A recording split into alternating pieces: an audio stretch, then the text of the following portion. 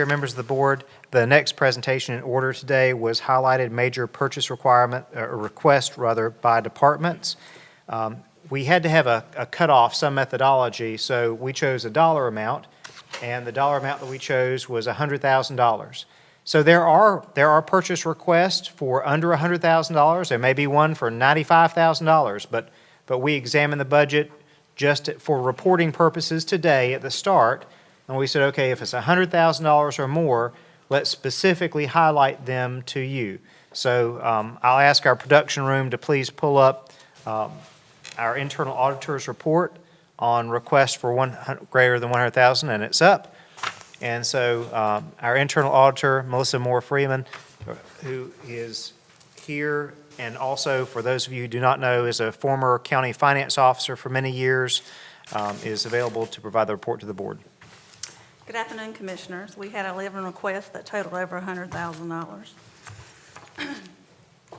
The first one came from the Tax Administration Office. It is for aerial flight to take oblique photography of our properties, and it will be utilized to assist in property values and reevaluation reviews.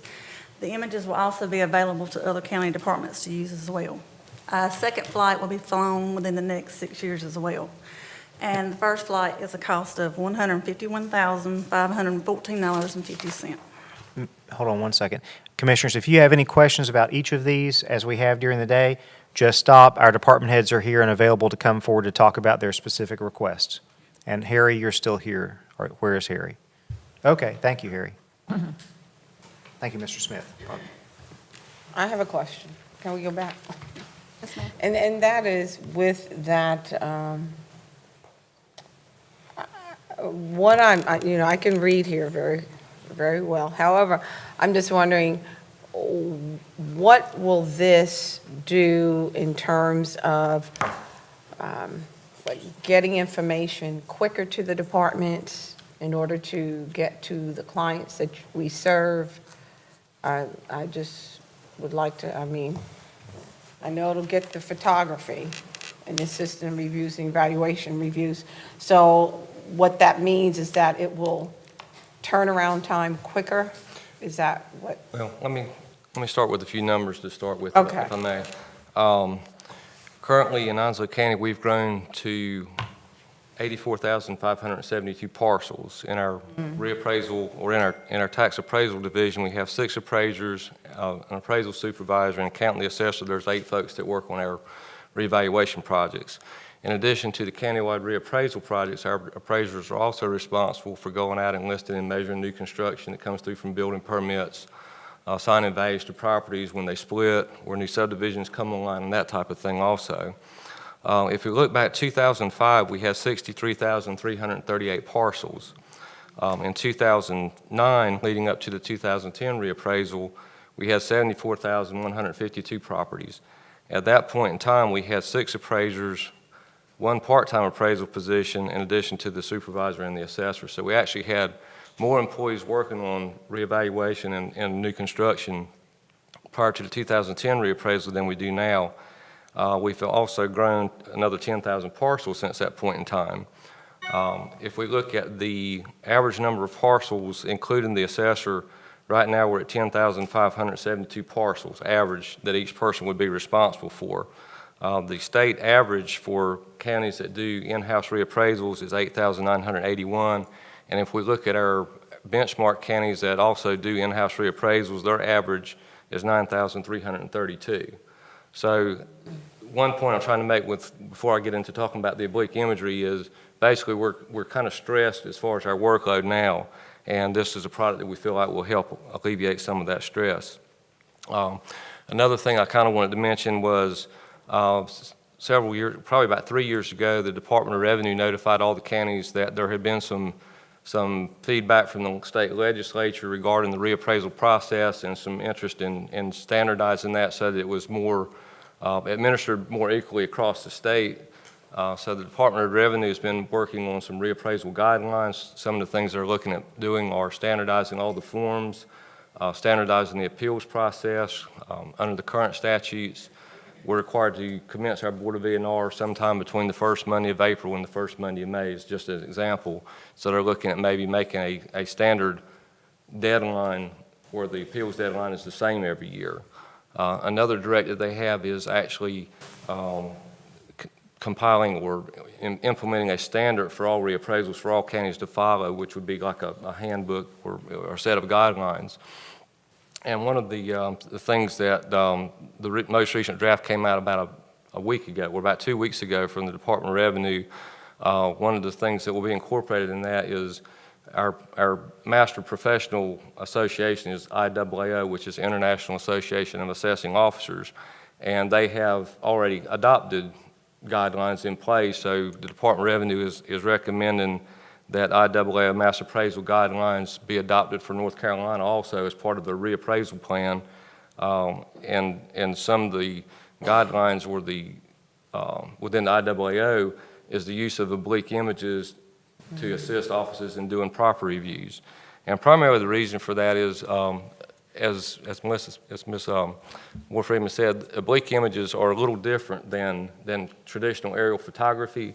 With traditional aerial photography, you're basically looking straight down. You're getting a picture looking straight down at a property, so you're only getting a two-dimensional look at it. Oblique images are different in that they're flown at an angle where the airplane makes cross-section flights, and you can actually look at the sides of buildings. You can measure length, width, and height. And IAAO has approved the use of oblique aerial images as far as an appropriate method for conducting proper reviews. And just talking to some colleagues, an appraiser using this type of technology can review about 3 times as many parcels in a day as they can just going out and driving and visiting every property. So we feel like it would help us reduce the number of, or the time frame that would take us now to get around and visit all the properties in the county, which is what we basically do in between reappraisal years. We try to go back out and verify that our property characteristics are correct, because one of the main basis for the reappraisal is making sure that our property characteristics are correct, and without going out and having some way of reviewing those properties, basically over time we know that properties change, buildings are demolished or get torn down, or other improvements are added and they're not picked up. And looking at the pictometry project, we talked a little bit about the difference between aerial photographies. Just as an example, a few months ago when the issue came up with the Bear Creek Fire Department, someone called my office one day to see what was on that property, because they said it looks like there's a mobile home on that property. And I pulled up the aerial photo, and there's a 12 by 53 roof line that looks just like a single-wide mobile home. Well, looking at the traditional aerial photography, that's what it looked like, but when you actually drove by the property, it was an open shooting range that they used for turkey shoots, and it just had a tin roof on it. It looked like a mobile home. Prior to the 2010 reappraisal, we tried to, the part-time appraisal position I talked about earlier, we actually tried to use traditional aerial photography for this same purpose to alleviate the number of trips we were making out for proper reviews. And we ended up sending the appraisers out, and they'd go out there, and it looks like there's a roof line on this piece of property, and it's an old tobacco barn that has fallen down. The roof is still there, but they basically wasting the trip out there for nothing, and thinking we're going out to pick up a detached garage that's been built that we don't have listed, and there's nothing there. This product is also currently used by 47 North Carolina counties and 3 cities, including some of our neighbors, Carteret, Craven, Beaufort, and Lenoir counties. Lenoir was just flown this year. And over the past couple of years, we have had a couple of demonstrations from the vendor at a couple different places, different times. And there have been some other county departments that have attended those and have shown interest, and I believe would benefit from this technology as well. One thing, I do not have any hard numbers, but in talking to other assessors around the state who have this product and have used it, I think we could substantially recoup a pretty good portion of our investment, because typically what happens is once you begin using this product, you'll notice that there's things that are listed that are on the aerial photos that are not shown on our tax cards, and that translates into picking up additional improvements that are not listed. It generates revenue, but more importantly, it makes our property data characteristics correct so that everybody's paying on what they actually own and not on something that we may not know about or something that may not be there anymore that they're still being charged for. So it enables us to provide a fair and more equitable tax system, and that's basically the reason we want to do this. Harry, help me understand. I see the last sentence, additional flight will be conducted within the next 6 years, and the first flight costs $151. What's the additional flight? The pictometry does not offer discounts for single flights, so the proposal that I received had two pricing mechanisms. One would be a single flight summary, which would be $185,117, or a multi-flight summary, which we've agreed to do or intended to do 2 flights over a 6-year period. We would get discounted pricing, and that figure that we have on the screen is the $151,514.50. So basically, they are offering a discount if you intend to do multiple flights. What companies or other agencies will have access to this information? Planning Department, EMS, Emergency Services, Sheriff's Office, law enforcement would probably be interested in it. They'd be able to look at a building, like if they wanted to go out and serve a warrant or whatever, you could actually pull this up and look at all 4 sides of the building and see where the entrances were at, that type of thing. Other cities other towns have access to it? Yes, you can, I think you have control over who you may want to give access and who you may not want to have, or maybe limit the type of access certain users have. So, Mr. Smith, we could ask the municipalities if they would like access to these views inside their municipality, if they would contribute toward paying some of the cost. Sure. Yeah, I thought that's what we were looking at. It was on the agenda one time before, and then we took it off because we were trying to explore ways to recoup. I know other municipalities are interested. I don't know if they can contribute at this time or not, but it's one thing that we feel like we need to do our jobs more efficiently, so I was going to go ahead and submit it in the budget, and we could be glad to maybe put some contact out there to see if we can get some financial assistance with it. So that's something we can do between now and June 1. Did you not also ask for an additional personnel auditor? Yes, ma'am. I did have a request for an additional appraiser in the budget also, and basically kind of referring back to those initial numbers because of our current staffing level. One of the IAAO standards is that we review each property in the county on a cycle that every 4 to 6 years. And based on our current numbers, we're not meeting that standard. We're probably looking at 7 and 7.5 years in order to get around and visit all the properties now. So we felt like a combination of additional appraiser plus the technology would be able to get us down within that 4 to 6 year window. So this is not going to eliminate the need for that additional appraiser? I don't think so, no, ma'am. Okay. Commissioners, pardon us. Obviously, Melissa has touched something on the computer. Yeah, oh, there we go. Thank you.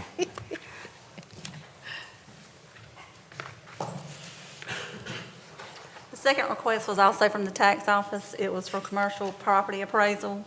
He anticipates having 3,000 parcels appraised for a cost of $46 apiece, for a total cost of $138,000. And this will help with the revaluation in 2018.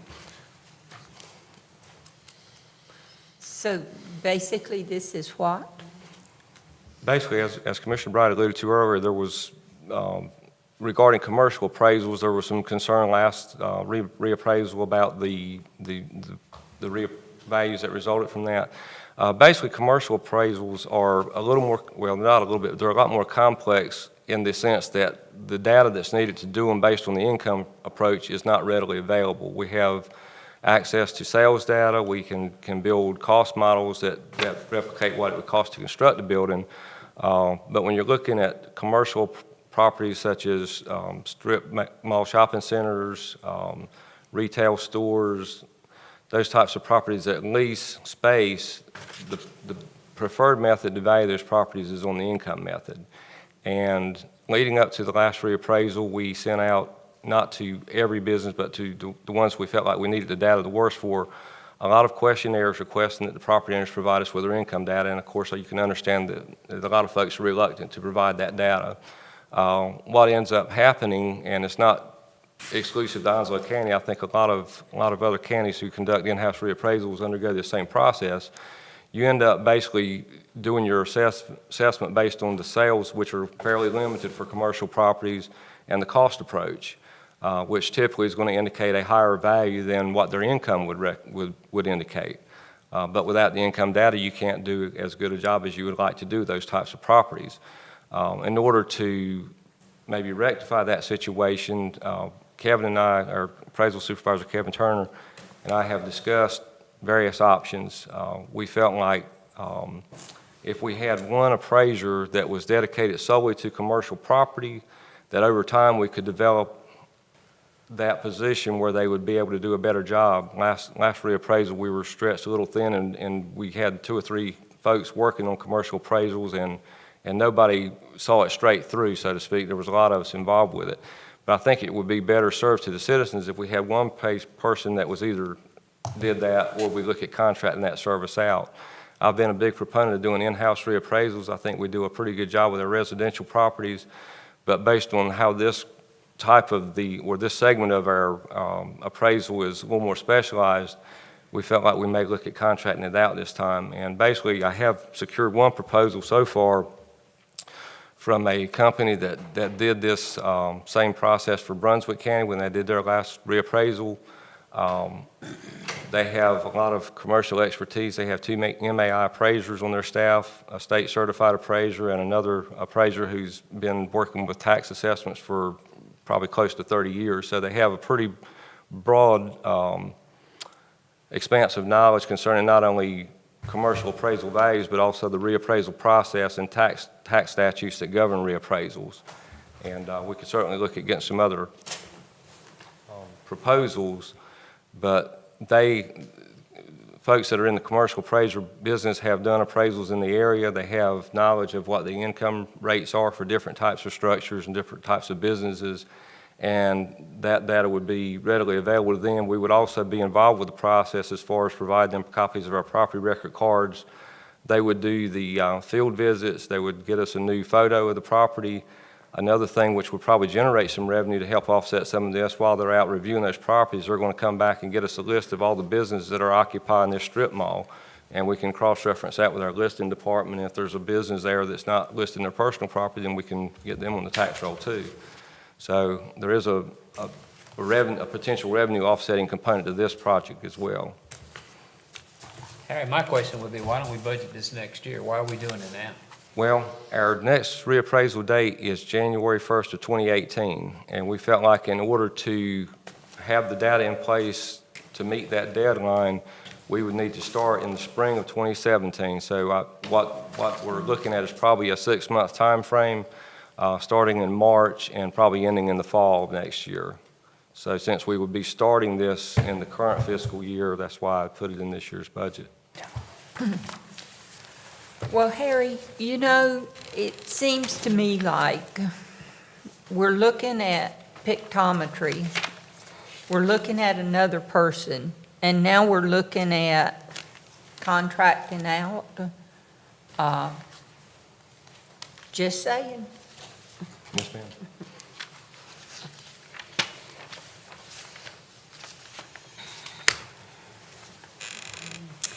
Our third request came from the IT department, and it was actually for the replacement plan for the computers. Our desktop computer replacement plan is on a 4-year cycle. The tablet replacement plan is on a 3-year cycle, and our battery backups are on a 3-year cycle. The anticipated cost for the entire project is $335,290. I asked Ms. Melissa Moore Freeman to include this because even though we do calculate replacement of hardware on an annual basis, it might be considered one time because this year we are buying an item and they are items of a similar type and they're coming in. But we do budget annually for a replacement cycle on computers. I have a request for a break. Can we maybe think about this for a second and give us a break? Yes, ma'am. Let's take 5 minutes. Hey, over there. We're back. Okay, thank you for that short break. Now we can continue with the IT. Yes, ma'am. Madam Chair, Vice Chair, Commissioners. In our IT budget, we have a replacement plan. This replacement plan predates me, and that's that computer, the desktop computer replacement, which we have on a 4-year cycle here. As technology ages, it requires more maintenance and downtime, in addition to parts and labor's cost. What we want to avoid is making sure that county employees that are especially working with frontline and citizens don't lose access to their computers or don't suffer serious downtime while they're working with the citizens or with whatever state agencies or agencies they're working with. So I don't want to see, for instance, a sheriff to lose his MDT as he's driving down the road. I don't want to see the ladies in the front in the planning office or in the tax office to lose access to their computer while they're servicing citizens' complaints. As this technology as technology grows over the next 4 or 5 years, you'll see that the desktop computers will become increasingly obsolete, slow. They may not be able to support software that's coming down the pike. We want to make sure that we are ahead of the game by replacing those machines on a rotating schedule. If you interrupt the schedule, what happens is you wind up really robbing Peter to pay Paul, because you're still going to have to come back and do it, but you're going to have a larger impact both to the frontline employees as well as IT, because now we've got to work overtime and whatnot to get the machines replaced or take other services offline to be able to have the manpower to do it. But the computer speed directly impacts worker productivity. If I can save an employee 10 minutes a day, that will save roughly 40 hours a year. And that 40 hours a year is a significant chunk of change, depending on the salary of the individual involved. You also see, again, the tablet replacement is in that same vein. And the battery replacement, that one's new. So we have UPS systems, battery backup systems. Those battery backup systems keep the network running, okay? So as we have power outages, the switches that are really the plumbing behind all the computer network, we don't want those to go up and down. They're a little more sensitive than a desktop computer. And they're also a lot more expensive. Those batteries prior were not on a replacement schedule. However, they're simple lead-acid batteries, just like the ones you have in your car. So after about 3 years, they really need to be replaced. I don't want to replace the UPSs. I want to replace the batteries. I want to keep the UPSs going and just replace the batteries and lower the cost as much as we can. But prior to that, I don't know where they were coming up with the money. But they must have been taken out of some of the other line items. But I wanted to make sure that that was in there and itemized, because that is a cost that we're going to recur every year. So these items are not in your budget? These are? No, the first two are. Those are from last year. We rolled them over from last year. Okay. Again, that's a 4-year replacement, so it's based on our fleet divided by 4. And the battery replacement is the only one that's new, that $8,690. And that is just for batteries for the networking equipment. That's not batteries for UPSs that supply the desktops. Those are driven by the various departments that require them. Okay, so the top two are in your budget already? Yes, ma'am. Okay. Any questions? I do have one. Yes, The desktop replacement and the tablets, how many items, how many desktop replacements does that cover? Our fleet is just over 1,000, I believe, or it's 1,100 or 1,200, so it would be a quarter of that. Okay. So is all of our technology tied together? I know in years past, there's been there's been some problems with one department not being able to communicate with another department or read what's on their computer. Are we basically above that now and have everything tied in to where one can access the other's information? That really depends on the software that we're dealing with. As much as possible, yes. And that's something I'm working very hard towards. We're also implementing the new Munis package for finance and HR, which helps them work together quite a bit better. Yeah. And Energo, which is also made by Tyler, which will bring planning and environmental services into that same back end. So yes, absolutely. And when we get to GIS, which would be the next slide, you'll see that that's where you see a lot of the disparate data from the different departments, where it can really be collated together into a visual business intelligence tool, as it were, so you can make decisions based on data from departments you might not normally put together. Okay. If the board has no further on this slide, we'll move into the GIS. Okay. Our fourth request came from the GIS department. It is for some software and server updates. Deed Sync software converts digital input from the Register of Deeds and incorporates the information into Partial Sync. They have requested an image server which supports the website, takes aerial images and condenses and inputs them into the GIS system, and they wanted a building update. It updates the mapping area with structural information. I think it indicated it was for 651 miles. The total cost is $114,100. So that the Deed Sync software that you see there, what that does is that takes a very manual process and brings it into an automated, or not really automated, but a more computer-driven process. That's taking the data from Register of Deeds, passing it through GIS, and into Harry's tax software. Right now, that data, some of that data is being transcribed 2 different times, which adds more room for error. There's also printouts that are generating, then scanned. So there's a lot of just manual process and redundancy that just needs to be done away with. But that's what that Deed Sync software is. The image server, what that really is going to do is that's going to provide a faster way for the citizens to see the images that are posted on our GIS website. It hosts those images, it allows faster upload of those images, and we're talking about the aerial photography. If we ever get obliques, where you're coming at all 4 sides of a building, it's going to post all that information much faster, and it's going to make it more readily available on the website. And then the Sanborn building update. This is data that's really, again, you heard me speak about GIS as being a combination of disparate data. The Sanborn building update is a great example.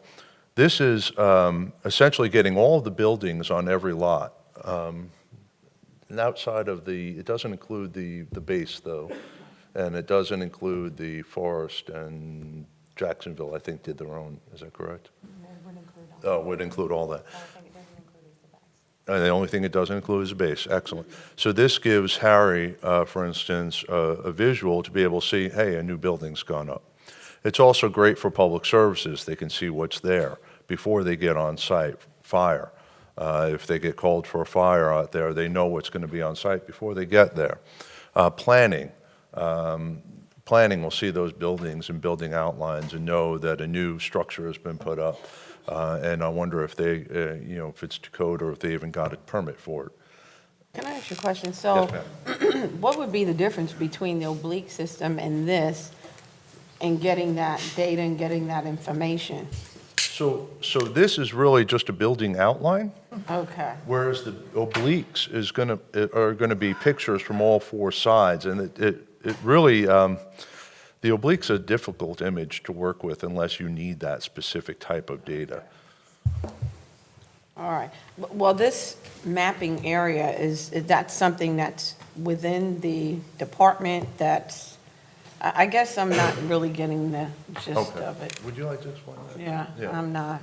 I'm going to let the experts. Oh, Well, I think the thing that I'm wondering is this a separate, this sounds very similar to what Harry had talked about, the pictorial in the for which tax we do it. office. Is this the same basic function as what Harry was talking about? No, ma'am. The image server is actually an extension to the software that we use now for GIS. Okay. And what the image server does is when we get new imagery, which we will be getting new imagery, we will be able to quickly and easily import that imagery in, not only for our web services, but also for our internal use. So for like now, when we're looking at our aerials, the aerials we have are back from 2012. So if you move to another part of the county, even internally or on the website with the citizens using them, it takes a while to refresh. With this image extension, it will allow me to put those images in very quickly because it simplifies the whole process.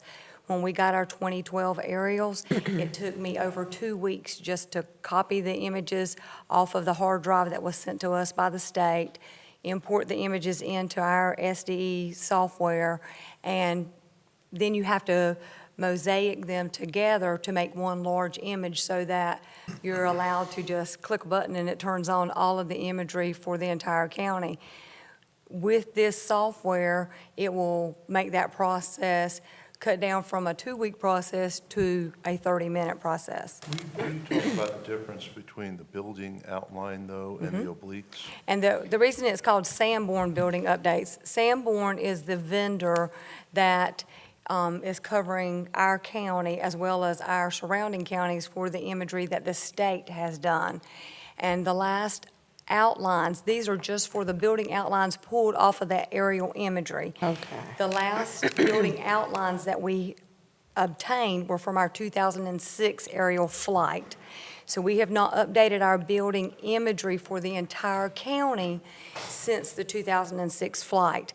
We were told that the state was going to update those building outlines with the 2010 imagery and the 2012 imagery. It is 2016, and that has still not happened. So as new flood maps come into play and you're looking at buildings, you need to know exactly where that building outline is. You can do, yes, we can turn on the imagery and we can look at the buildings, but with these building outlines, it creates a layer of those outlines that we can do analysis off of, so we can tell exactly how many buildings are located within a flood zone, how many buildings are located within a fire district, just like when we were doing the work with the fire district down at Bear Creek. We needed to know how many buildings were, going to be affected by that. We can pull information by parcel from the tax database that says there's a building there, but you can't tell exactly where that building is located. So like if they were looking for information about ETJ, the only way to truly pull that is from GIS by doing our overlays of where those buildings are located.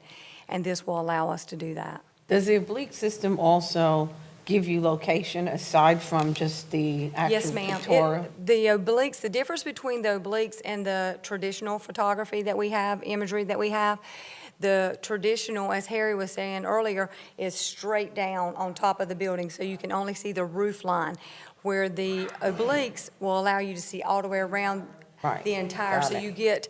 you also get that on top of the building, image, but you can also go all the way around the building. So by just a click of a button, the pictometry allows you to go all the way around. You can circle all the way around every building in the county. And sometimes, let's say your backyard has lots of trees in it, you could not tell that they may have added on an additional room onto the back of the residence, looking at the front or looking at the roof if it's in the trees, because the tree line could cover it. The pictometry, because of the different angles with the oblique, you'll be able to see that. And where that also helps, like emergency services, you would be able to see what was, if there's a fence in the back, if, if there's a house fire and they could tell that it was on the back side of the house, they may be able to tell that there's locked fences or, whatever else may be in that backyard, tanks. Sometimes people have nice fences in the front to block things that they're hiding in the back. The obliques allows you to be able to more physically see. And as Harry said earlier, the appraisers have been out before looking at what appeared to be a mobile home, but when they got out there, it was an abandoned semi-truck, those type things, or it was a shelter, or it was older, farming buildings and things that were there that you can't tell from just the roof. That's the difference between the obliques and our traditional imagery. The other thing with the difference between the pictometry and the traditional imagery and us getting the building updates is we get those building updates, that's based off of what the state is giving us imagery for. Then they fly pictometry next January. The turnaround time with pictometry is like 60 days. The imagery that we get, our traditional, it takes us a year to get that information. Because they are doing it for multiple counties, not just one county. So to support reevaluation, the pictometry is going to help in the fact that it's a quick turnaround, but we can take those building outlines and pictometry can do a comparison on it, and you can tell where the differences have changed in just a year. Gotcha. So the deed sync software is more of an integration where Well- the image server is providing quicker service to our clients, and then the Sanborn is getting the updates from the state level. Am I correct? It is from the imagery that has just been flown. The Okay. traditional imagery that was flown, that is paid for through E911 funding. No county funding is used for that. Okay. But it will update our building outlines. Like I said, they have not been updated since 2006. And that's dated a lot of departments. And now you also know why I wanted her to answer that question. I get it, yeah. Well, being she's so knowledgeable, I'm going to put her on the spot. If you've been here pretty much all day and you've heard the stories of the expenses, which of these programs, if we were to only be able to afford one or the other, which one would be most beneficial? Countywide, the building updates. The building update? Yes, ma'am. You know Harry's going to be upset with you. Well, mine doesn't have anything to do with his part of it. The only thing that I'm not talking about pictometry. I'm just talking about my three items that are up there now, which is the deed sync, the image server, and the building updates. The image server is just going to allow me to take all the years. We have imagery that goes back to 1964. So we have 64, 70, basically it goes right along with Harry's reevaluation years is what the imagery was done previously on.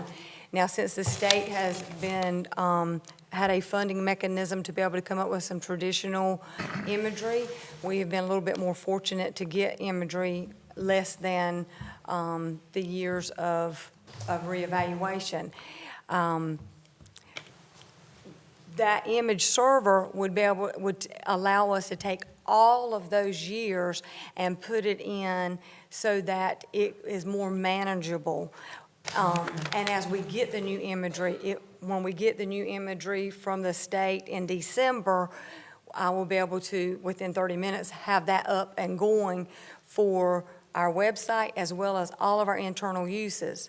And then if we get pictometry in the following, year, same thing. I can take that imagery and use our image server because all that image server does is work in conjunction with the software we already have to make that image more manageable for a quicker processing time so that everybody can use it faster. So when my staff are doing mapping of new subdivisions and they need to look at the aerial image on that, now we sit there and wait for the image. It's only seconds now, but it won't even be a second. By the time you can snap your finger, it'll be up.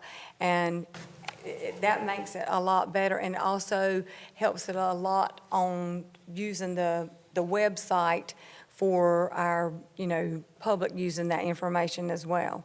Yeah.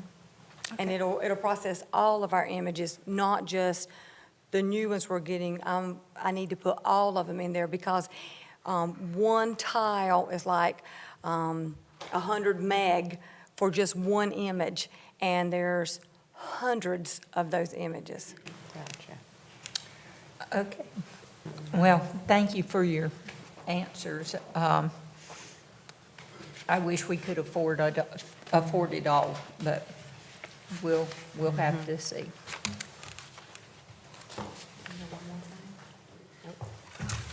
Our next request came from Emergency Services. They want a Station 9 out at Piney Green. Currently, they stage an ambulance there, and there is no building to house it, and staff sit in the ambulance with it running, waiting for a call. The estimated cost is $700,000. Good afternoon, Commissioners. The reason we're requesting for this station is currently we do not have a station for our unit that is in the Piney Green community. That unit for 24/7 basically stays outside, has a unit, a crew inside of it that is on idle waiting for calls. By having a building at this location, it will be able to house that unit. We will be able to turn the vehicle off, which will save us tremendously on our vehicle maintenance costs. Also, one reason that the Piney Green community is very important is it is a standby location for us. With our call volumes, as we start dispatching units, as we go through the day, we have certain areas where we will send units to standby. They just don't sit at their stations because we're basing this on where our highest call volumes are. And the highest call volumes for EMS are in and around the city of Jacksonville. So we move those units closer in. This is a standby point, so not only is it there to house the EMS 9 when it is stationed there and in that zone waiting for units, it is also for those additional units who come in for standby to go to the station, be able to turn that truck off, plug it in, and keep their equipment operational. Norm, do we have a piece of property in that area for this? Or would this 700,000 have to buy the piece of property to put the station on? I know myself and the manager have been in conversation about that, or do you want to? We would, this 700,000 would hopefully pay for the piece of property as well if we have to buy it. We don't currently have a piece of property. We have been successful so far in the past in having donations of property made for this.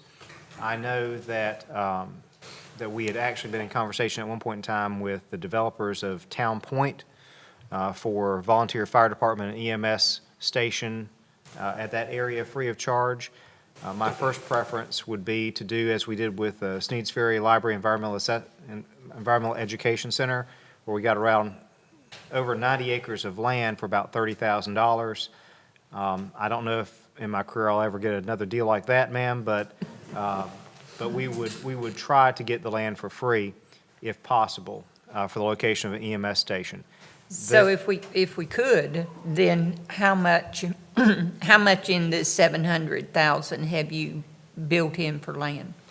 We have around $500,000 for the building and parking improvement, stormwater, and we have $200,000 remaining that would cover both the architectural engineering, permitting fees, and land.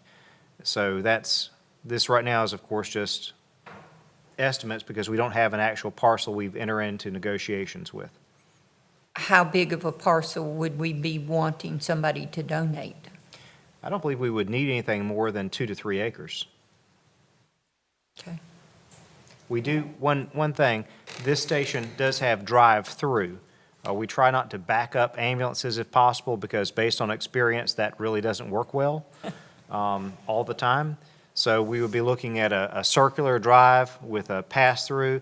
We're looking at either one bay, which would be nose-to-tail ambulance, or expandable to 2 bays in the distant future, which could accommodate either 2 trucks side by side, or 4 vehicles, or water rescue in a truck and an ambulance. We would also look at this being a model for any new EMS substation. We only want to design it once. we do not currently have a standardized model for EMS stations that we have in Onslow County. One other thing, I did ask Doug and Andrew Carter if our model is the general government, not Board of Education, if the general government model is strong enough to support this. We believe that if the costs don't exceed $500,000 for the building, and we could get a piece of land at next to nothing or nothing, that we would be able to cash pay this from the general government capital reserve fund and not from the operational fund. Okay. Any further? Yeah, I do. Wasn't Piney Green into a substation? Piney Green Fire Rescue, what that? They at one time were looking to build a substation, and some of that has changed a little bit. Insurance Service Office, ISO ratings has changed how they actually grade departments. 2 years ago, the way the standards were written, Piney Green, to be able to keep their ISO rating, had to distribute or disperse the number of units over a greater area to keep their rating system. However, that has changed. They do not have to build another station now to keep that as a lower rating because of the change in the standards. They have had discussions with us in the past about wanting to build a new primary station, but right this moment, those negotiations are not forthcoming. I think I do remember Jeff had mentioned Town Point, but I believe the developer out there didn't he want to donate land for the school? Yes, sir. So there's a possibility he might donate us some land for that facility. I know who that developer is. And once again, Commissioners, I'm reminded, this is the very, very start of the budget process. And so technically, I've got between now and June 1 to work all this out. God bless you. But just to show you what we're able to do, and I'm promising nothing, I'm trying to pull it up slowly on the GIS mapping system. Onslow County owns a container site on Ramsey Road. We're talking about Piney Green, not Ramsey. Piney Green is Piney where we're Green. looking. Off Piney Green Road, we have a container site. We are going to check and see the county-owned land at the container site to see if there's enough land that the county already has under its control to do this as well. See how good you are? Well, no. I'll give that props to Scott Bost. Scott, will the Solid Waste Fund pay to build this as well?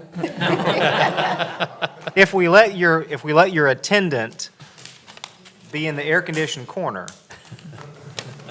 Jeff, how about the bypass park in Hubert next to the Hubert Fire Station? We own that park.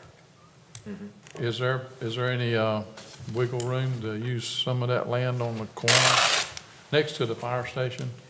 Actually, and that question would go to Norman and response times. So our location of EMS stations, they are spaced around the county to maximize response time from each EMS station with, I guess, 9 minutes being the maximum time we would like to respond in. 9 Would you like minutes, to address 90% of the that? time is a standard that we would like to make. When you're looking at EMS 9, currently it covers a portion of the lower part of the city of Jacksonville that's on Highway 24 at Piney Green, then all the way back up to Piney Green Road where it comes back into 17, out towards sections of White Oak, as well as down 24. So by putting it all the way out toward Hubert, which we also have another unit which is closer to Swansboro, I don't think we're putting it in a good distribution location by pushing it that far out. I was just thinking of land that we had already available, but didn't we used to have a EMS vehicle at that station? We used to rent space from the Hubert Volunteer Fire Department and actually have a unit that was in that building. And we don't have space that we can rent from the Piney Green station, or?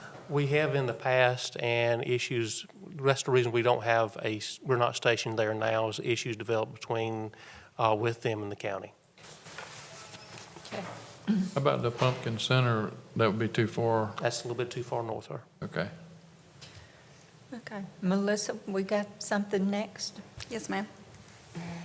Our next request came from Vehicle Maintenance. They also have a replacement plan for vehicles.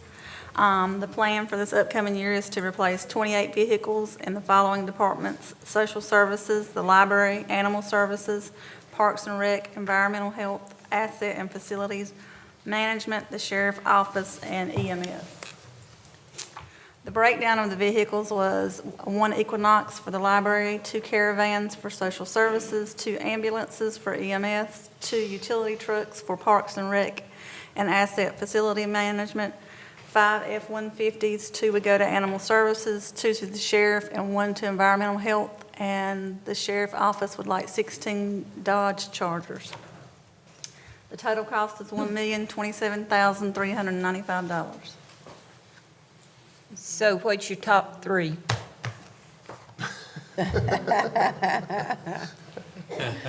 Top three, Yeah, that's it. I would have to put our ambulances in there on top, number one. Our sheriff, some of our sheriff vehicles, number two. DSS vans, number three. As they run a lot of mileage, the DSS vehicles. I didn't realize it till I become on board how much they do. Transport families, displaced families out of the state and within the state.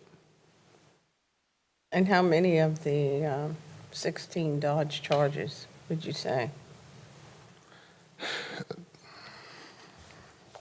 Well, up to this point, we've almost got rid of up to the 2000 models.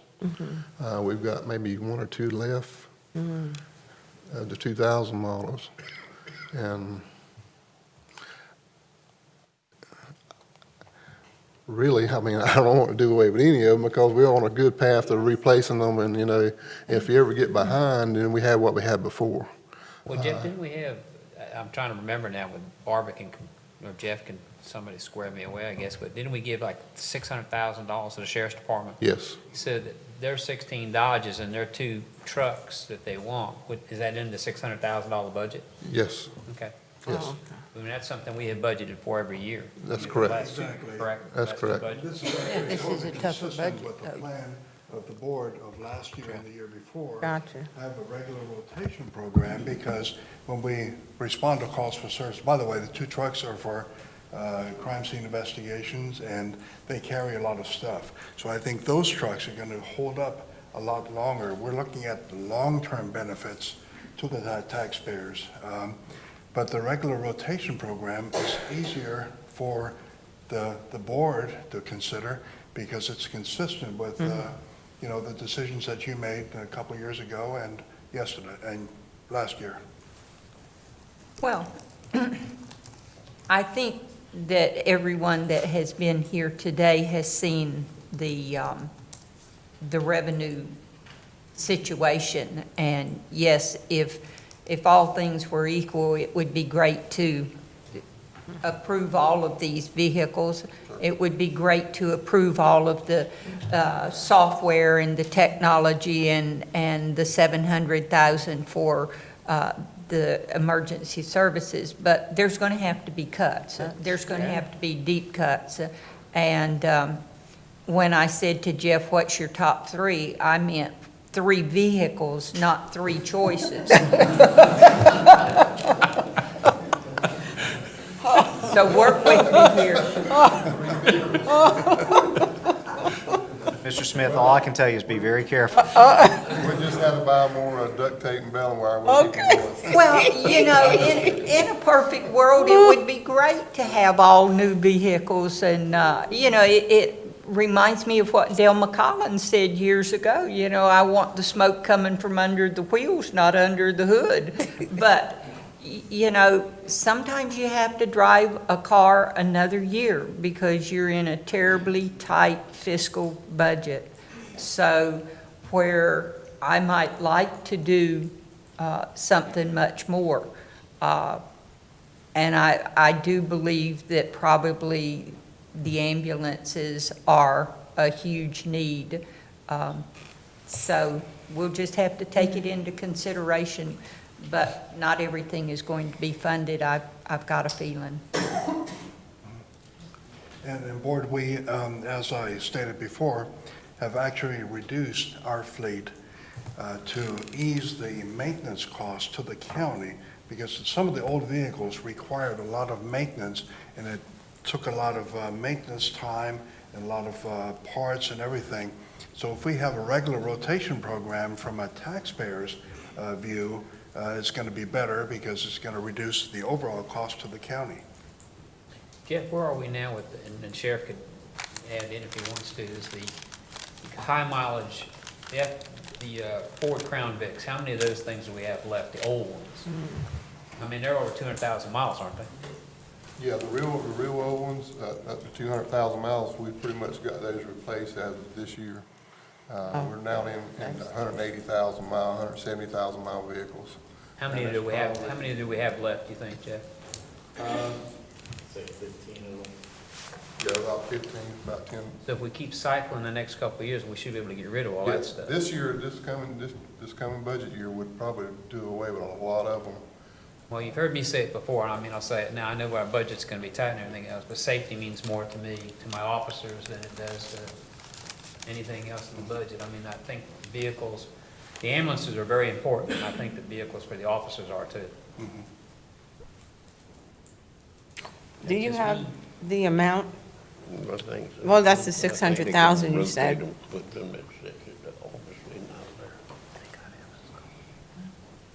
If it comes to pay for employees or vehicles, I'm saying put the money in employees, so. Okay. And by the way, I did put an email out recently reminding all the officers to operate their vehicles safely, because we don't want any lives lost or any limbs lost, because, so just to let the board know, that is repeated frequently.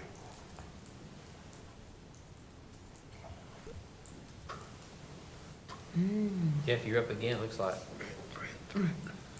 Our next request comes from vehicle maintenance, and it's for all the accessories needed for these vehicles. The ambulances will require 2 hydraulic lifts for a total of $54,000. All the necessary law enforcement equipment totaled $90,858. Animal services equipment was $8,400, and various other accessories was $7,745 for a total cost of $161,003. Those hydraulic lifts for the ambulances are the new Triple K federal rigs that are getting ready to come down. They're anticipating that they're coming down within the next year. And there are lifts that go out and actually grab the stretcher, and the EMTs do not actually have to pick them up. It picks them up and brings them inside the ambulance. I was looking at maybe trying to refurb 3 this year instead of purchasing 2 brand new total ambulances. We could take the boxes off the old ambulances, get them refurbed, put them on a new chassis. So that's the reason for that. They were about $18,000 a piece for those hydraulic lifts. Law enforcement equipment, that's all the lights and sirens and all the bumpers and all the extra stuff that you have to get put on the vehicles. Animal services is the lights and the lettering, and in anticipation of we might need another box to put on those trucks. Of course, the other one are various accessories for all the other vehicles that I plan on getting. So Jeff, we can't reuse the light bars and things off of the old vehicles? Can't reuse the old ones, is that what you're saying? Yeah. No, most of those are the old type lights that are on. They don't meet the safety specs of the new lighting system, the federal regs on that also. We do use some of those sirens off the old ones as much as we can, but a lot of those are just outdated too, and they're not in a very good working order. They're as old as the cars. If you don't replace the car, you don't have to Don't replace replace the the car, we won't need the There you sirens, go. that's right.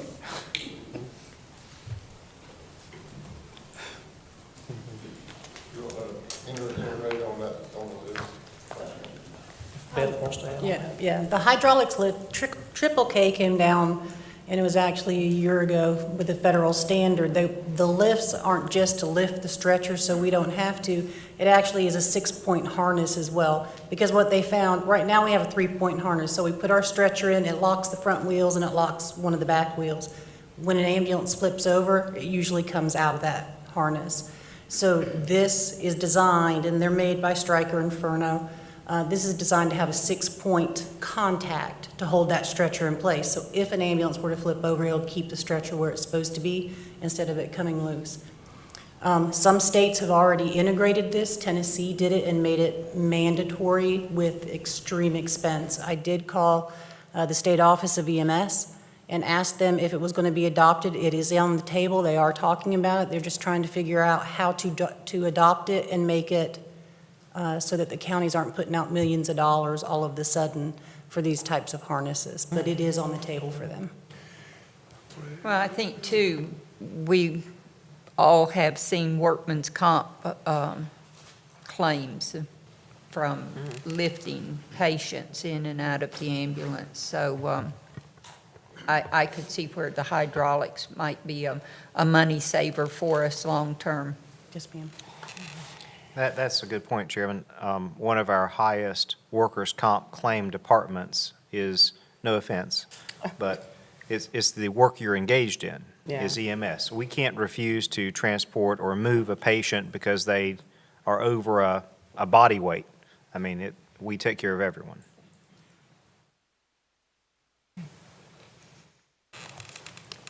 Any further?